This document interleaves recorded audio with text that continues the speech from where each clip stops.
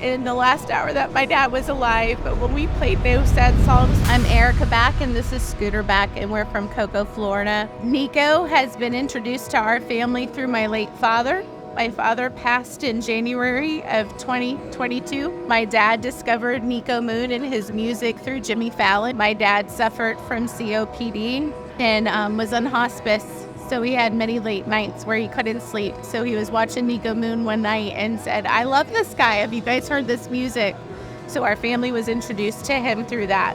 As my dad was in his final days, he had told us that No Sad Songs was his anthem song, that he said when he passed, he did not want any sad songs played at his funeral. So No Sad Songs has become that song for my family. My dad was on hospice care at home. My brother and I cared for him around the clock. In his last 48 hours, did not have any signs of life other than that he was alive. There was no eyes opening, nothing being talked or said. In the last hour that he was alive, we played No Sad Songs just to let him know that we were going to make sure that we lived out his request. In the last hour that my dad was alive, we hadn't seen his eyes open, we hadn't heard him talk in 48 hours, but when we played No Sad Songs through the cell phone, my dad cracked a grin.